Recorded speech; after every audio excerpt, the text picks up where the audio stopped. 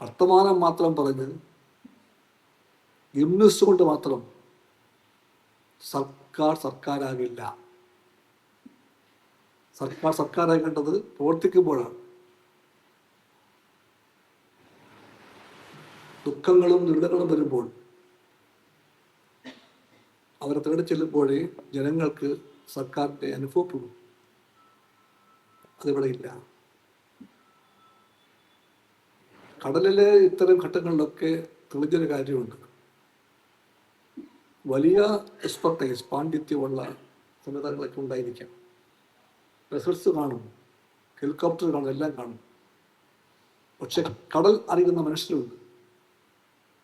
കടലിലെ ചുഴികൾ അടുത്തിട്ട് അവിടുത്തെ ആവാസ വ്യവസ്ഥകളുടെ പ്രശ്നങ്ങളും പ്രത്യേകതകളും എല്ലാം അവർക്കറിയാം. അവർ പഠിപ്പുള്ളവരായിരിക്കുകയില്ല, അവർക്ക് പാസ്സുണ്ടായിരിക്കുകയില്ല.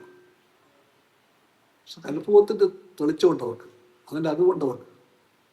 ഇത്ര എല്ലാ ഘട്ടങ്ങളിലും ആ മനുഷ്യരെ നമ്മൾ ആശ്രയിക്കണം, ആ അറിവുകൾ ഉപയോഗപ്പെടുത്തണം. അത് ബോധ്യമുണ്ട് കേരളത്തിന്. 18 പ്രളയകാലം മുതൽ ഇങ്ങോട്ട് നമ്മൾ കണ്ടതാണ്. രക്ഷാസൈന്യം എന്ന് വിളിക്കാവുന്നിടത്തോളം അത്ര വലിയ രക്ഷാപ്രവർത്തനം കാഴ്ചവെച്ചു അവർ, മീൻപിടുത്തക്കാർ. ഇവിടുന്ന് കൊല്ലത്ത് തിരുവനന്തപുരയിൽ നിന്ന് ആലപ്പുഴയിൽ നിന്നെല്ലാമുള്ള എത്രയോ മീൻപിടുത്തക്കാർ വഞ്ചികളുമായി പോയി കിഴക്കൻ പ്രദേശങ്ങളിലേക്ക്. വെള്ളപ്പൊക്കം ഉണ്ടായ എല്ലാ സ്ഥലങ്ങളിലും അവരെത്തിയിട്ട് 2ാം നിലയിലെയും 3ാം നിലയിലെയും മനുഷ്യരെ, പ്രായമായവരെ, ഗർഭിണികളെ അടക്കം ഇഷ്ടപ്പെടുത്തി കൊണ്ടുവന്ന കാഴ്ചയും വാർത്തയും നമ്മളെല്ലാം അറിഞ്ഞവരാണ്. അതെല്ലാവരും വിളിച്ചവരെ രക്ഷാസൈന്യം എന്ന് വിളിച്ചു. രക്ഷാസൈന്യത്തിൽപ്പെടുന്ന പലരും ഇപ്പോഴും ഉണ്ട് ഇവിടെ, പക്ഷെ അവരുപയോഗിക്കുന്നില്ല. ഇന്നലെ മന്ത്രി ജോൺ അവിടെ പോയിരുന്നു. അത് പറഞ്ഞ് പിറ്റേന്ന് ഇന്ന് രാവിലെ 5:30 മണിക്ക് തിരച്ചിൽ ആരംഭിക്കും. ആ തിരച്ചിലിൽ സർക്കാരിൻ്റെ ഏജൻസികളുടെ കൂടെ പോകാൻ ഈ കടലിനെ പരിചയമുള്ള 10 ആളുകളെ വേണം എന്ന് പറഞ്ഞു. അത് ഒരുക്കി നിർത്തി. ഞങ്ങൾ 10:30 പോകുമ്പോഴും അവരെ കാണുമ്പോഴും അവരൊന്നും പോയിട്ടില്ല.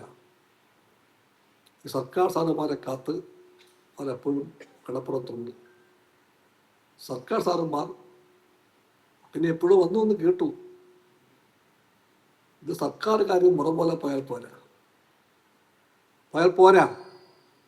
മുറ പോലെ പോകുന്ന സർക്കാർ കാര്യവുമായിട്ട് പോയാൽ കേരളത്തിൻ്റെ കടൽ തീരങ്ങളിലും മലയോരങ്ങളിലുമെല്ലാം ഇനിയും വിലപ്പെട്ട ജീവിതങ്ങൾ നഷ്ടപ്പെട്ടു പോകും.